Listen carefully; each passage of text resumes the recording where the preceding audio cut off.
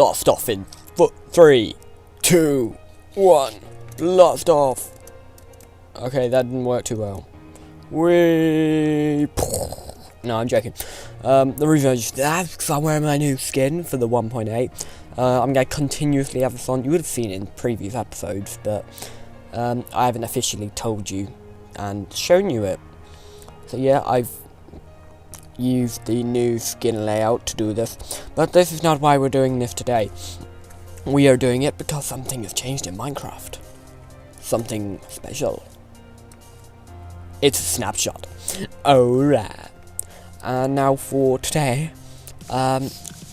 we've got a lot of things to get through, but not as many as you would normally expect. However, we're going to start off with a small change to something I never really covered, and it's basically you can now change. People can, with resource packs, change the what blocks look like, so making more 3D like. So you've got rails here, you've got bookshelves, and you've got ladders. These are just 3 examples made by 3 different people. I'll show you. See, they're just resource packs. I can take them off just as easy as I want to. There you go. See, this is like it normally is. It's boring. But if I turn it back, which I will, because I like these, so you'll probably see these a lot more in future episodes of things. You'll see they're a lot more 3D, but the change in this snapshot was that with where is it?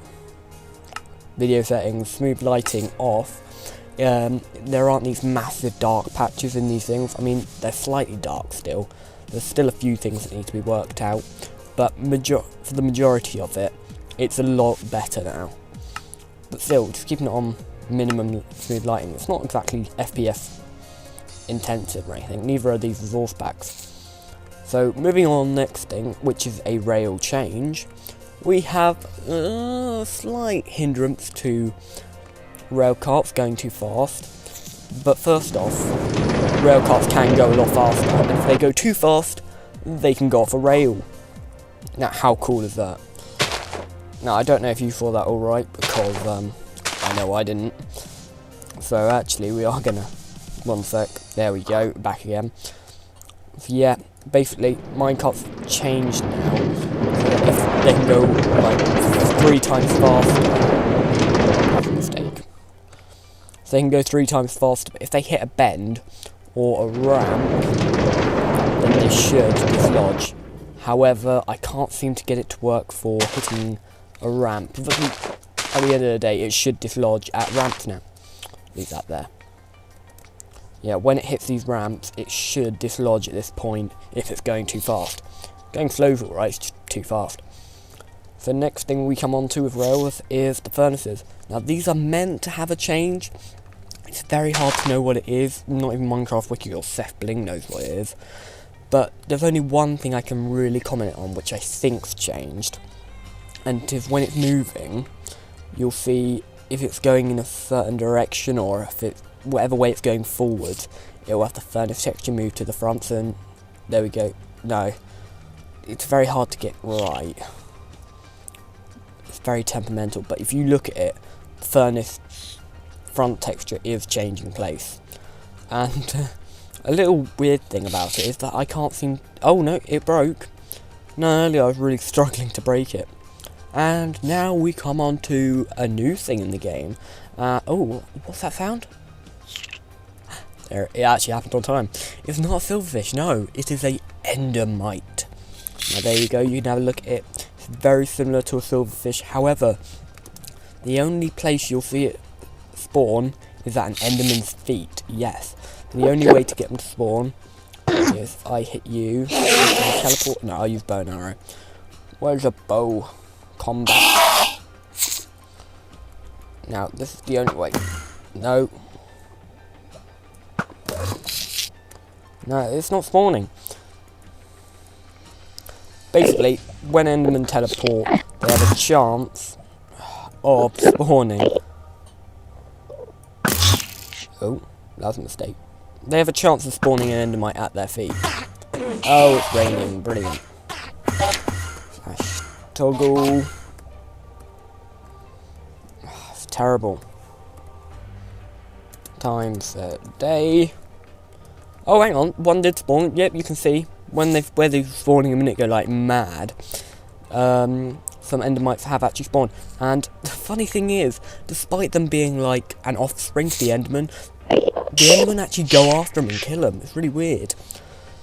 So, of course, the first controversy and question about this is, are these going to ruin Enderman farms? And, well, really, no, they're not, I don't think.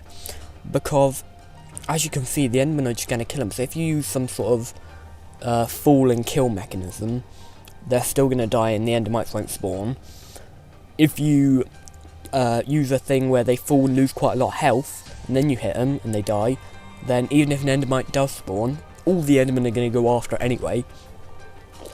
So really, there is no way that this will destroy Enderman farms, as far as I can tell. And these aren't the only planned things for Endermites. Endermites apparently can't only be spawned by Endermen, as tweet by Dinnerbone. I'll load it up now to give you the exact tweet. Dinnerbone tweeted earlier, said Endermites do not only appear from Endermen. He then later on tweeted, I do have an ultimate plan with Endermites, but it will wait. May also include the dragon egg, but I haven't discussed this with the team yet. So as you can see, this isn't the only plan for the Endermites. So I'm really looking forward to where these Endermites going. I hope they change the sounds a little and stuff, because I hate it when you get two mobs with exactly the same sounds and exactly the same looks, and they're very similar to the silverfish at the moment. I'd like them to change them a little bit, but not too much, that's alright. And now we come on to another pretty cool feature in the snapshot. Now, as you can understand, when you're using a texture pack, I might as well just chuck one on to show you guys. What shall we chuck on? I'll chuck on my favourite one at the moment. This one, it's a realism texture pack. I'll put a link to it in the description, like I am with the other three 3D packs. Now, if this ever loads, you know that whenever you're using any resource pack, it's very hard to tell what block you're looking at on the floor. Say if you're mining or something, it's hard to tell what block you're looking at. I mean, with this texture pack, it's still pretty clear. But, hey ho, maybe you don't know that that's a creeper. Maybe it's got a really weird thing. So what you can do is you can press F3, and right in the top right corner here, it's got the name of the block, and then sometimes has some other additional features. Now it also has this little slash and then a number. I'm not sure what that means, because for some of them it does change, for some of them it doesn't. Like with the skulls, they all say 1. And then we get onto the anvils, and as they decrease in as they get more damaged, I guess, the number increases. So I'm not quite sure what those numbers mean exactly. They might not have a specific meaning at all. However, there are some really cool features with this. As you can see with redstone, if I select this middle one, you can see that from the west, which would be behind me, so here, it is connected to a piece of redstone. Just looking at this centerpiece of redstone here. However, if I break this one, it will now say there's none. And the same happens with the east side and the north side. The east and the west, east and the south side, got it right in the end. But when it goes up to the north, it actually says up, and that's a really cool feature as well. Not very useful, but what would be more useful, if I actually have these things ready during the episodes, is when you hit here, you place the redstone torch down, and you can now, it tells you the power level of the block. So that's 15, that's 14, and that's 13. So I can go and trail some redstone all the way down here. Oh, I can now tell you that that is power level 9. I mean, that's a really cool feature if you're not brilliant at detecting how well the things are. And then we come on to another really cool feature, which is doors, as they will now tell you what side the hinge is on. So in this case it's on the right. It will tell you what half of the door you're looking at, which isn't the most useful in the world, you can kind of tell, but yeah. So the upper or lower. If you're, what way it's facing, so at the moment it's facing east, like that. So it's facing towards there. I don't know. Did that change? No, it's still facing east technically. So, yeah. because I'm also facing east, so if you were to go through the door, that's the way it's facing, so it's facing east. Yeah, it says the hinge on the right side, tells you which way it's facing. It also tells you if it's powered and or open. There you go. So true. Finally, this is the only other thing I'm going to show you, because I'm a little lazy. Is snow graph. It will tell you if it's snowy or not. So snowy, not snowy, snowy, snow. And snow layer. So that's all we really have to look at in this snapshot. Snapshot 14W11B. Didn't quite say that at the beginning. Oh well. I'm sure you guys got it. Based on the video title. Just a quick overview of my skin quickly in case you're interested. So my skin consists of the helmet. That's the front. Hang on, and that's the back, as you can see. And my skin customization is something on every single layer. If I take them all off, you can see I've actually got hands and feet. And the jetpack sort of goes off my centre. So it's pretty much the same skin, just a few additions, like removable gloves. So I can walk around my house in barefoot. Simple.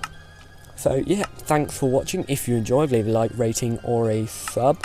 I'm just going to chuck on my swimsuit, no, my astronautical suit.